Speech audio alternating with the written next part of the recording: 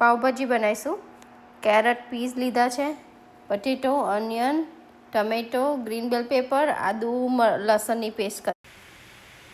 તો જો મેં આવી રીતે બટાકાને કાપી લીધા છે અને કેરેટ અને પીસ અંદર નાખ્યા છે અને એમાં હું સોલ્ટ નાખીશ અને પાવભાજીનો મસાલો અને બધું બાફી કાઢીશ. હવે એને હું 3 વિસલ મારીને બોઇલ કરી દઈશ.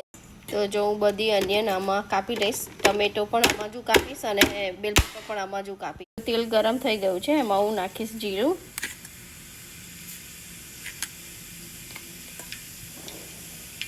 આદુ લસણ અને લીલા મરચાંની થોડી પેસ્ટ નાખીશ અંદર.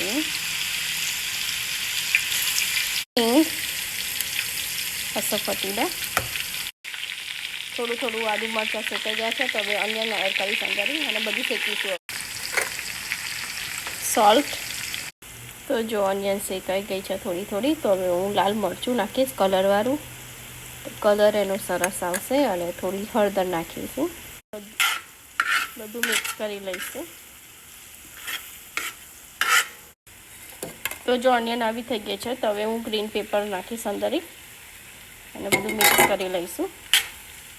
પાછા એને શેકીશું. જો પટેટો અને પીસ બોઇલ કરી દીધા છે, મેં બફાઈ ગયા છે. હવે એને હું મેશ કરી દઈશ. આ મેશરથી હું એને મેશ કરી દઈશ, બધું એકદમ ભૂકો કરી દઈશ. અને આમાં થોડા હવે મેં ગ્રીન પીસ અને કેરેટ ઉપર સારા દેખાય માટે આવી રીતે નાખી દીધા છે. હવે એને પણ હું બોઇલ કરી દઈશ, અંદર આની જોડે શેકી દઈશ થોડા. તો બધું શેકાઈ ગયું છે. હવે હું ટમેટો એડ કરીશ અંદર અને એને પણ શેકાવા. તો જો આ બધું મિક્સ કરી દઉં છું ટમેટો અને એને પણ હું શેકીશ ધીરા તાપે. હું પાવભાજી મસાલો મિક્સ કરીશ અને એને 2 મિનિટ્સ માટે 1 મિનિટ કે 2 મિનિટ માટે થોડું શેકી લઈશ અને પછી અંદર આપણે જે બધું મેશ કરેલું હતું ને પટેટોને અંદર એડ કરીશ. હવે હું બધું જે પટેટો મેશ કરેલો હતો ને પીઝ અને પટેટો એ બધું અંદર મિક્સ કરી દઈશ. જો મેં એમાં 1 કપ જેટલું પાણી નાખ્યું છે, હું બધું મિક્સ કરી દઈશું એને. તો મને થોડો પાવભાજી મસાલો ઓછો લાગ્યો તો હું હજુ થોડો નાખીશ. અને હા, હું તમને બતાવવાનું ભૂલી ગઈ, મેં MDHનો જે પાવભાજી મસાલો હવે એ નાખ્યો છે અને મારી જોડે ઇન્ડિયાનો લક્ષ્મીનો પાવભાજીનો મસાલો હતો, એ બંને મેં મિક્સ કર્યા છે.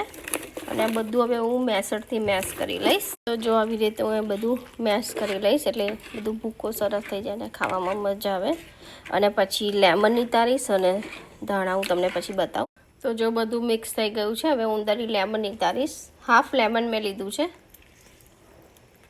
તો હવે લેમન નીતારીને હું મિક્સ કરીશ. અને તો જો મેં આટલું બટર નાખ્યું છે અંદર અને હું એને મિક્સ કરી દઈશ. જો હવે રેડી થઈ ગઈ છે તો અંદર હું ધાણા નાખી અને ફાઇનલ મિક્સ કરી દઈશ.